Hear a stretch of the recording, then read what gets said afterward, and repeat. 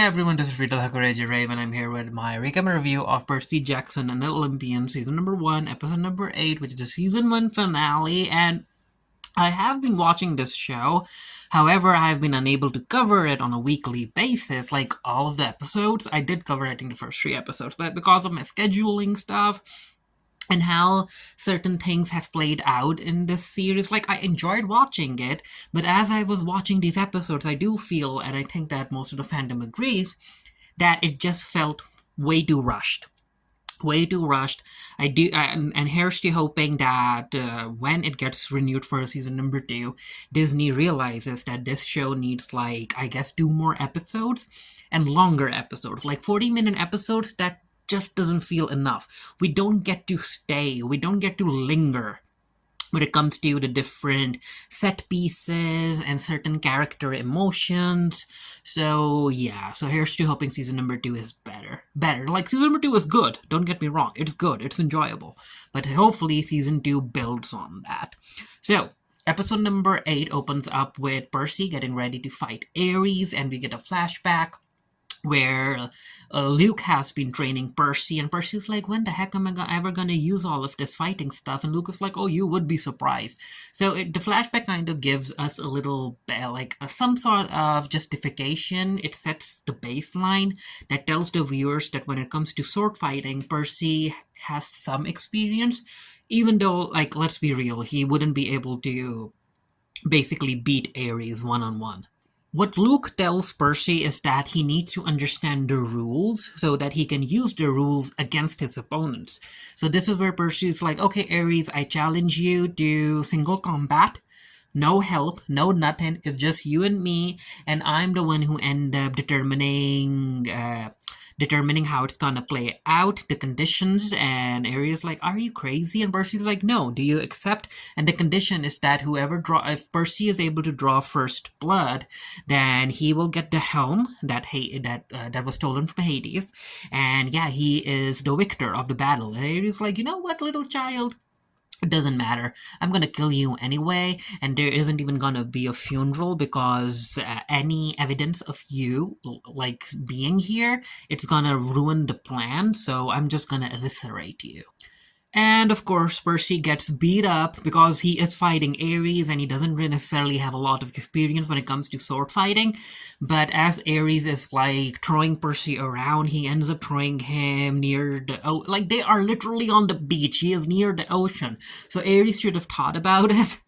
That Percy can, like, tap into his Poseidon powers, but yeah, Ares is gonna be Ares, and Percy is the hero. So Percy is like, you know what? I warned you. I warned you that if you push it, I'm gonna show you who I really am. And this is where Percy basically summons a huge wave, and it washes over Ares. And I like the fact that as the wave is coming towards Ares by going over Percy, it kind of makes a space, so basically Percy doesn't get washed along with the wave. And yeah, Ares gets knocked out. He's not defeated yet. And as Ares is searching for his sword and he's trying to get up, this is where Percy runs in and he basically, like, slices Ares' ankle. And yeah, he drew first blood, so Percy is the winner. Now, I would have preferred for Percy to kind of surf the water like Katara does in Avatar: The Last Airbender. Like, I would have liked seeing Percy, like, surf the water in order to come towards Ares, because seeing him run towards Ares, it just felt weird. I was like, surf, Percy, surf. With Ares defeated, this is where basically they talk about the plan and how Cronus is the one who's responsible for everything. And Annabeth is like, this is the first time Annabeth is hearing about this as well. And then Percy asks Ares that, hey, Ares, do you dream? And Ares like, are you crazy? Gods don't dream. And do you really think that Ares, the god of war, would need someone else to tell him to start a war? No. Ares decides to disappear, but before he does that, he basically tries to show the kids his true form, and Grover and Annabeth is like, Percy, don't look at his true form, so they look away, and Ares vanishes while leaving behind the helm, because, in a sense, Percy did beat him fair and square. So after they pick up the helm, this is where Percy kind of hears his mother's voice from the cabin, so he walks in and he's like, Mom? But no, it's Karen, she's back, Karen from Will and Grace, she's back. And yeah, Percy is like, okay, so I held my end of the bargain. You can take the helm. And this is where Percy realizes that, okay, so this was what you were after from the start, right? You thought that we had the helm and Hades sent you to retrieve it. So, and yeah, it all makes sense that why Karen was after them. And Percy is like, okay, so tell Hades that with his helm back, Percy expects his mom back in the living world. And Percy is like, please. And Karen is kind of impressed by how Percy was able to manage all of this. And as she walks out of the cabin, she is like, you know what? Maybe, hopefully, there will be a world for your mom to return to. Ooh, and also when Percy enters the cabin, over on the radio, they're talking about solar flares. Percy turns to Grover and Annabeth, and he's like, you know what? We kind of failed the mission, even though we did retrieve the lightning bolt that was stolen from Zeus. The deadline has passed, so what I need you to do, Annabeth and Grover, is that I need you to go back to Camp Half-Blood, tell Chiron about Clarice, and do something about her. Me, on the other hand, I need to go and visit the gods. I need to go visit Zeus. And Grover and Annabeth is like, what? Are you crazy? Zeus will kill you. And Percy's like, no, this is something I have to do. I have to explain to them that Kronos is coming, and the gods need to be ready, and yada yada yada yada. And Grover's like, are you sure that you can't really say all of that via email?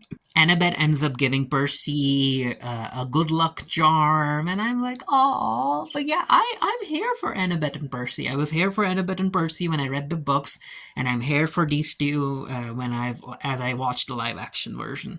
With Percy heading up to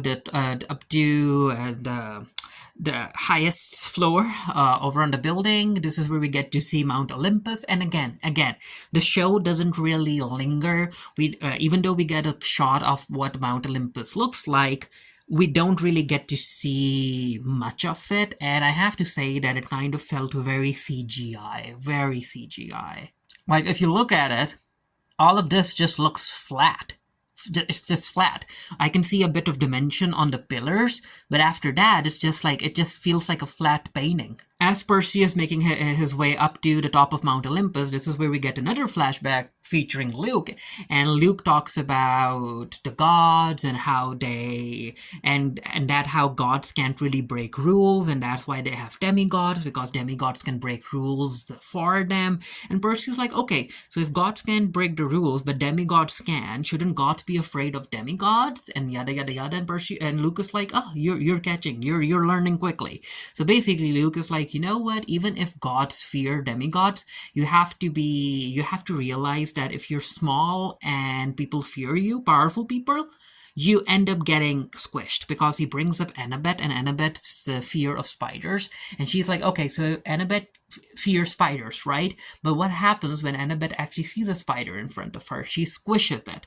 So that's what you are. Even though the gods fear you, or they might fear you, you are squishable. Percy walks all the way up to Mount Olympus, and if I was in his place, I would have been so annoyed.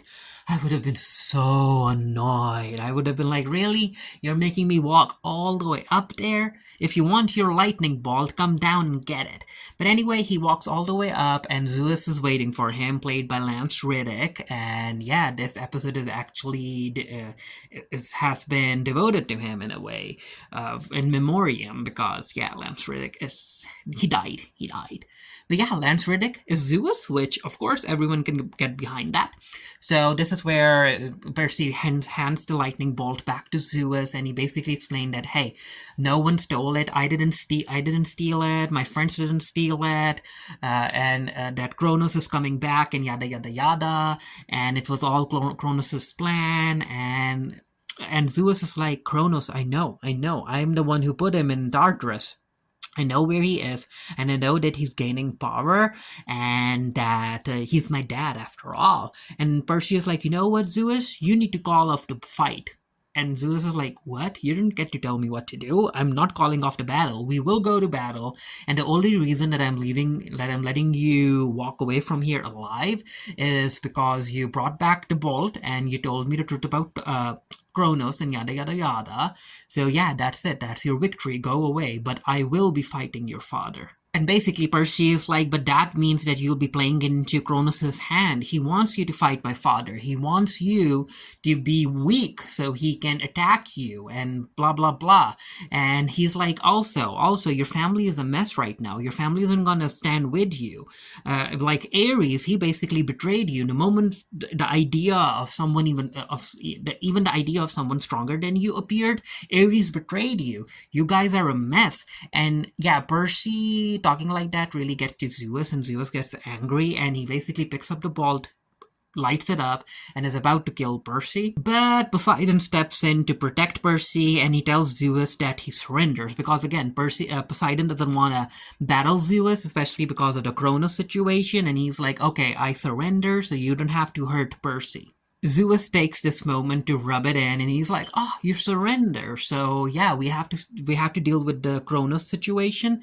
So I'll call a meeting. I'll call all of the gods over to Mount Olympus. We'll talk about it. But first, you'll publicly announce that you surrender in front of him." And I'm like, Zeus, really? And then these two talk about forbidden children, and Poseidon brings up Thalia and how Thalia continues to be a beacon of hope and strength for all the demigods, and how her legacy continues, and he's like, and Percy is the same kind of child. And Zeus is like, you know what, I don't have time for this, but yeah, I'll spare him. We won't go to war, and we'll call the meeting, but make sure, Poseidon, that I don't get to see Percy ever again. And Zeus leaves. And Percy finally gets to have a conversation with his dad, and yeah, he brings up the fact that while Poseidon and Zeus were talking in ancient Latin, Percy was able to pick up the word father, and Poseidon is like, "Oh, you have been learning like ancient Latin," and Percy is like, "No, Chiron didn't teach me that.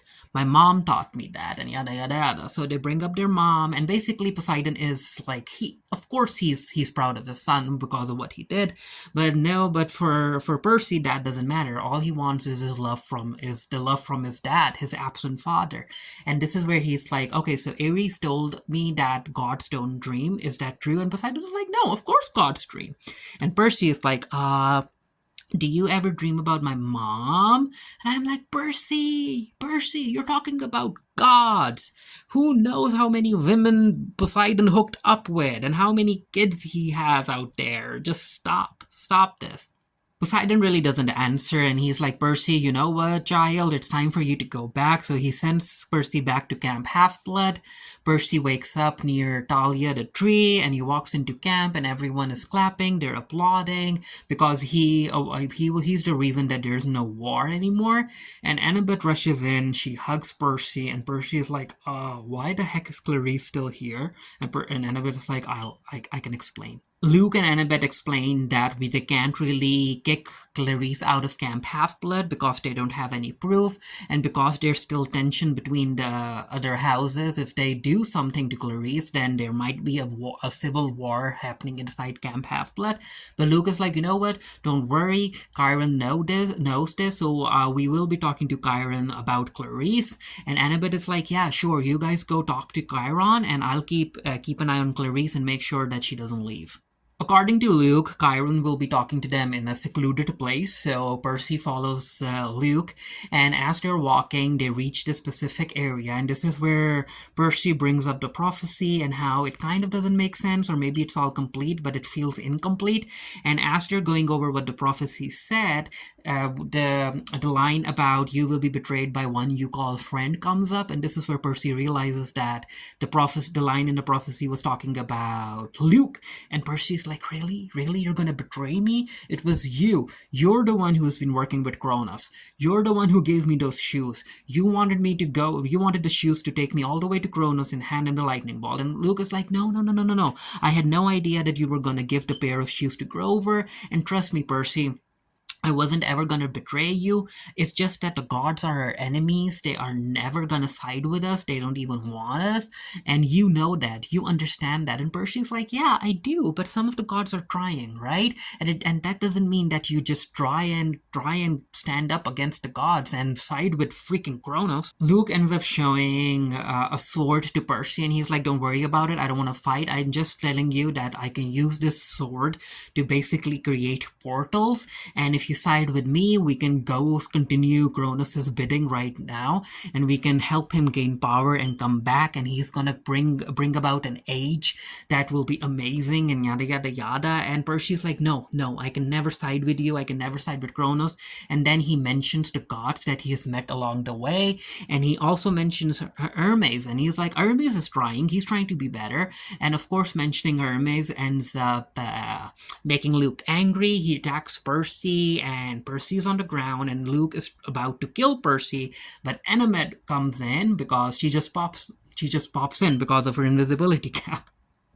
And I'm like, good girl, clever girl, Annabeth, that you decided to follow Percy and Luke, because she's like, you know what? I heard everything. So Luke, instead of fighting Annabeth and Percy, because of the portal that he's able to make via his sword, he just runs away. It's time for Percy to go, because he's like, I need to go to the real world and I need to see if my mom is back.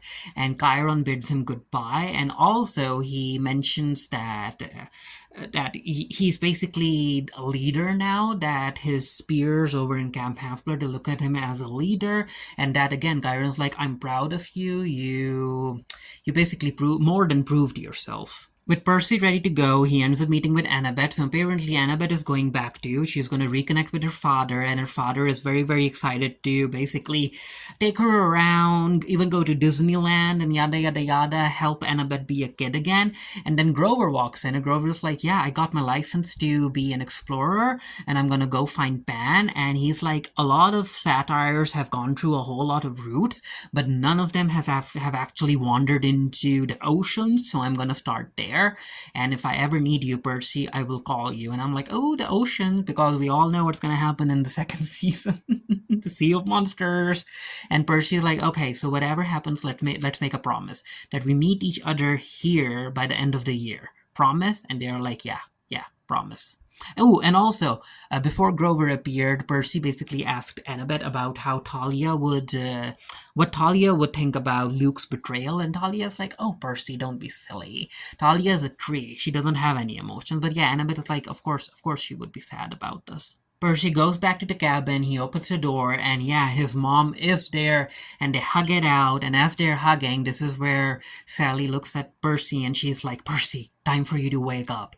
And yeah, so apparently Percy gets a dream where Kronos decides to visit him, and Percy's like, okay, what the heck do you want now? I defeated you, the war couldn't happen, and blah blah blah. And Kronos is like, don't worry, I've got a plan B, C, D, E, F, G. And the fact is that you need to realize that you surviving is also part of my plan, Percy. Sally ends up waking up Percy for real this time, and she is helping Percy with the dreams that he's been having, and she's like, okay, so tell me, what did Kronos say this time? And Percy is, and he doesn't tell her, because what the heck is he gonna tell his mom? That Kronos is still out there, and that Percy surviving is part of his plan? Like, of course he's not gonna make his mom worry. But he ends up saying that he basically said that you should tell your mom that you love her today. And I'm like, Percy, that's not a nice line to say to anyone, especially with Kronos out there. Like, if someone says that to me, I would be like, is my life in danger? That's why you're telling me this? But Sally's like, oh, really? So Kronos, your grandpa, because Percy has been calling him grandpa. Sally's like, really? Kronos told you to say that? And Percy's like, yeah. But yeah, anyway, these two have to go. Sally ends up making Percy his favorite blue pancakes, and they just walk out of their apartment. And as they're going, we get a voiceover from Percy basically telling people that if you feel that you don't fit in the world, don't worry, you might be a demigod, and just hold on tight because we might call upon you for help. And the show ends with a post-credit scene involving Greg, and yeah, Sally's divorced him, she's changed the locks to the house, and he's on the phone with his lawyer, and he ends up seeing a package, and yeah, we know that this package contains Medusa's head. So of course Greg opens it and he turns to stone, so yay! But yeah, I really hope that this show returns for a second season, and I really hope that the episodes are longer. Even if it's gonna be 8 episodes long, I hope that the episodes are longer, right? But yeah, it was enjoyable, it was a fun series. It was just fun. I liked the cast. I liked some of the additional moments that they added, but again, it still felt very fast paced. So let me know what you thought of the finale down in the comment section below. Until next time, stay happy, stay safe, stay blessed. See you guys later. Bye.